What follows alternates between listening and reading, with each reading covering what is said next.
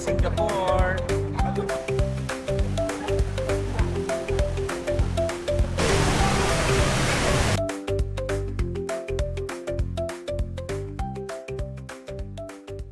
Good morning mga paps and mga mamsis. So this is our second day or the following day of our transit here in Singapore.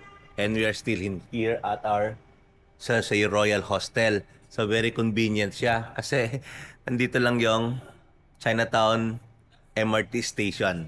So ngayon it's already quarter to 7. And ganito ang expectation niya dito sa Singapore. Kahit na maaga kayong gumising, ang sunrise nila is around 7 o'clock. So ayun, and then sarado pa ang mga stores dito at this time. So ang gagawin natin, dahil nga ang remaining time na lang natin dito sa Singapore para makomplete yung ating transit is around 4 hours na lang. So hindi na tayo masyadong lalayo. So we will explore the nearby tourist attraction here in Chinatown. So lakad-lakad tayo doon. Pupuntahan natin ang Maxwell, hanap tayo ng breakfast, and yung mga nearby attraction sa Maxwell like yung Buddha Tooth Relic and yung Sri Mariamman. So let's go, maglakad-lakad. Ito ngayon dito. Ito yung, di ba ito yung Chinatown. Ayun o. Oh, wala pa mga tao.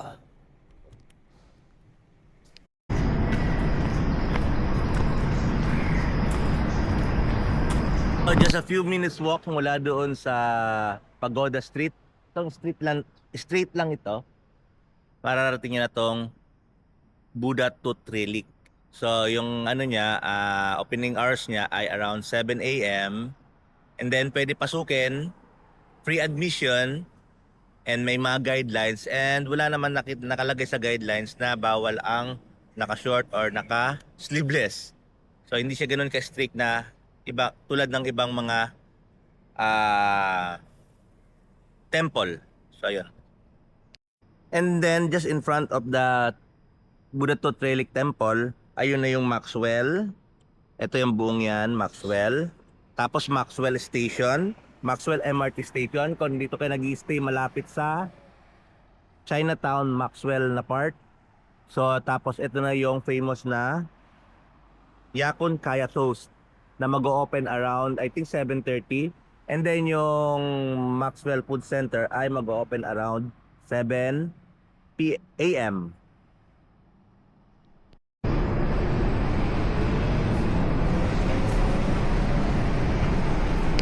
And nandito na tayo ngayon sa harap ng Maxwell Food Center or Maxwell Hawker Center. So explore natin sa loob kung ano na mga bukas na stalls at this time. So mag 7 a.m. na. And then ganito pa rin ang situation dito sa Singapore at this time. Tahimik pag ganito pang masyado pang maaga. Pasok tayo. So meron ng mga few stalls na open at this time. Ayan. So kung early breakfast ang hanap nyo, medyo konti pa lang yung choices nyo. Alam, meron na ritong mga soup, banh mian, and pao pan. Ayan. And then nandito yung famous na Chan Chan Hainanese Chicken na must try dito sa Singapore. At this time, 7 a.m., open na siya. So pwede nyo na itry yung Chan Chan Hainanese Chicken. Ayan. Recommendable, highly recommended na itry nyo siya. And then from here, yun yung Pinnacle at Dockston, yung building na yan.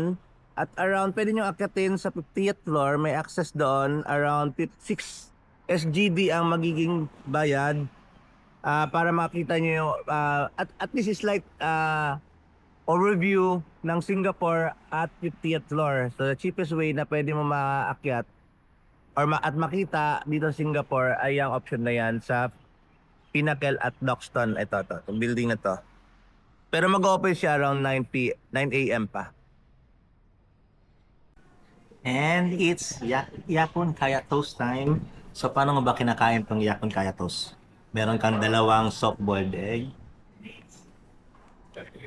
uh, toasted bread with peanut butter jam or buttered I think buttered jam ang buttered jam ang pinili natin, and then one large coffee. So ang gagawin nyo, first time yung kakain dito ay itong ilalagyan nyo ng toyo. Parang toyo siya eh. Yan. Ganyan. Sana hindi na pa sobra yung lagay ko. Parang dami. And then, pwede rin siya lagyan ng pepper. Yan. Yan. Ganun. And then, yung butter, yung toast, i-dip nyo dito.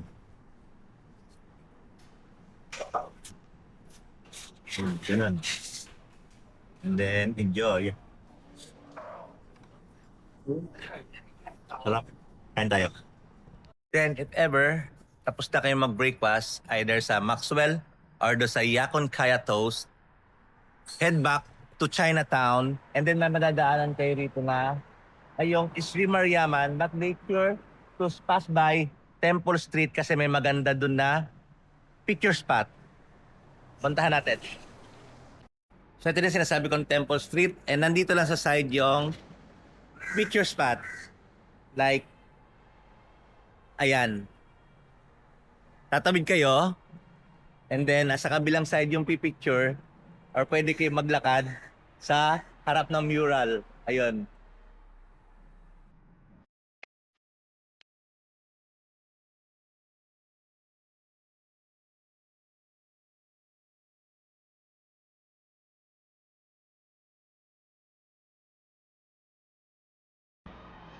And then, malapit lang doon sa picture spot ng mural, ito na ang Sri Mariaman. So open na siya around 7 a.m. And then, kung pwede siya pasukin for free entrance, but observe yung mga decorum inside a Hindu temple. So ngayon meron ng ceremony. Parang opening ceremony. So pagpapasok kayo, no footwear allowed inside. Ayan. Tapos, merong appropriate dress dito. Appropriate attire. Ayan. So, bawal sleeveless, bawal yung tight leggings, bawal yung naka-short. So, pwede naman pumasok, pero gagamitan nyo lang shawl.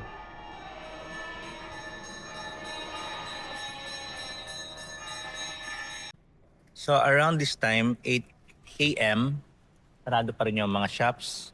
And then meron lang isang bukas na souvenir shop doon lang banda. So ito yung Chinatown Street Market. Siguro mga 10 a.m. dito yung lively na, pero hindi na natin mahihintay. Siyempre, di ba kasi nga, at around 10 a.m. kailangan natin bumalik sa Changi Airport para meron pa tayong at least 2 hours to explore the whole Changi. So, even kung hindi siguro whole Changi, yung mga tourist spot na ng Changi, like yung Jewel and then yung Wonderwall. So ayun, maulan ngayon dito. So ito yung souvenir shop na sinasabi ko na bukas around 8. Isang pinakamaaga. So ayan, may mga nandito. Rep magnet and then other abubots. So ganito na time, spend your time, remaining time para mag-shopping na ng mga pasalubong or mga souvenirs. Like ito. Tingnan natin sa rep magnet, Singapore sale. Hindi naman rep magnet to. Keychain, 5 for $10. So ayun. And then ang rep magnet, ay can opener. Ayan. And then dito, ito rep magnet na mga to, 5, 10. Ayan. Keep the building higher and higher, so won't you get high? Going back to Changi, dito pa rin tayo sasakay sa Chinatown MRT. I-reverse lang natin yung process ng papunta rito. Way pabalik ng Changi Airport.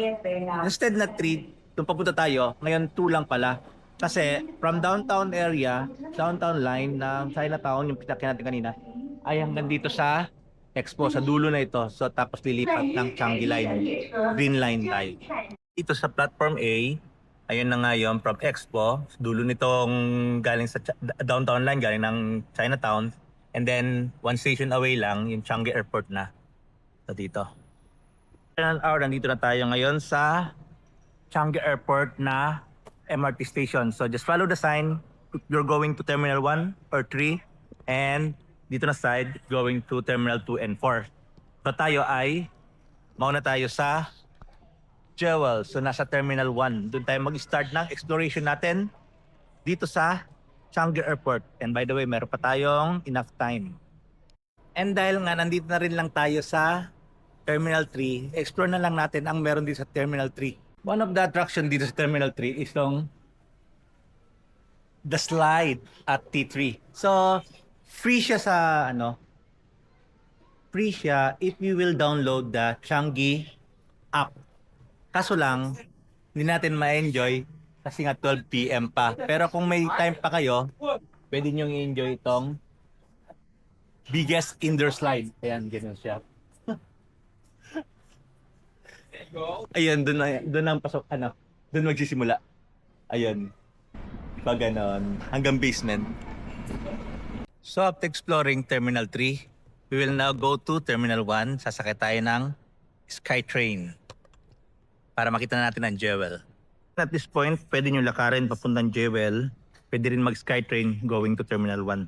So, experience natin yung SkyTrain. Change plan muna tayo. From T3, going to T2 muna tayo para madaanan natin Jewel sa taas. Okay?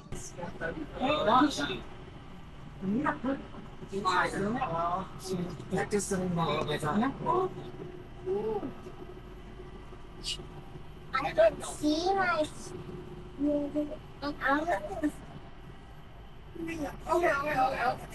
Mom. So ayun, Said, dito, from Terminal 3 to T2, be sure to stand on the right side of the train para makita niya yung rain vortex na pagdaan nitong train to. Di ba? Oh, we're now here at Terminal 2 and welcome to Terminal 2. Ayan. Ganyan. Dinadaanan natin parang nasa Simending. So one of the main attraction dito sa Terminal 2 ay itong Wonder Wall. Ayan. Sa massive big screen ng parang water cascading, parang waterfalls. Ayan. Only in Singapore.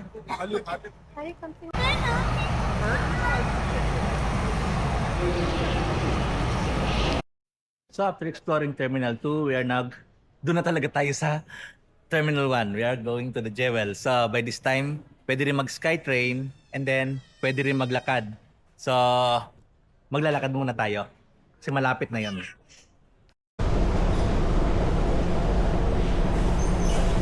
So after a few minutes of walking, but I would highly suggest or recommend na mag-SkyTrain na lang kayo, although meron namang Vocalator, medyo malayo-layo pa rin. And finally, this is it. Nandito na talaga tayo sa Rain Vortex of Jewel at Changi. So explore natin and then maghanap tayo ng mga photo spots.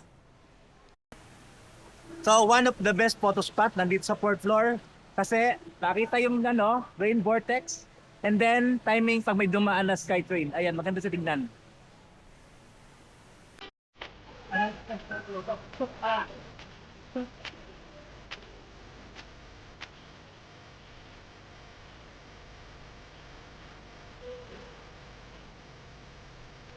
Oh, di ba?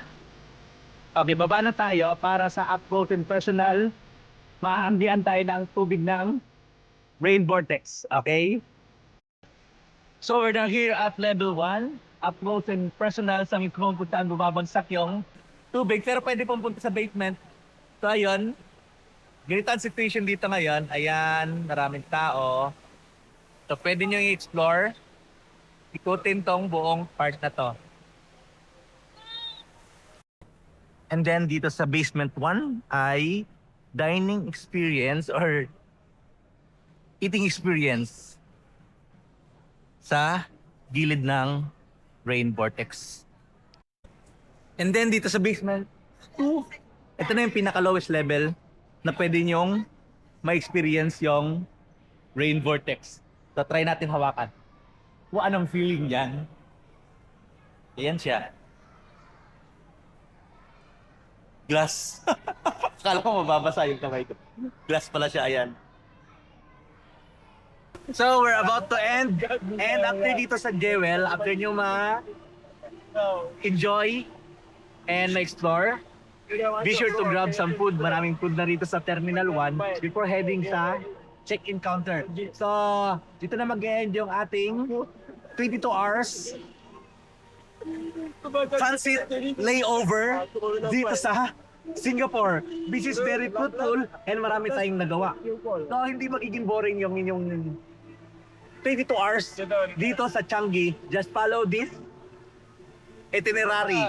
This is the best na itinerary na nakita ko.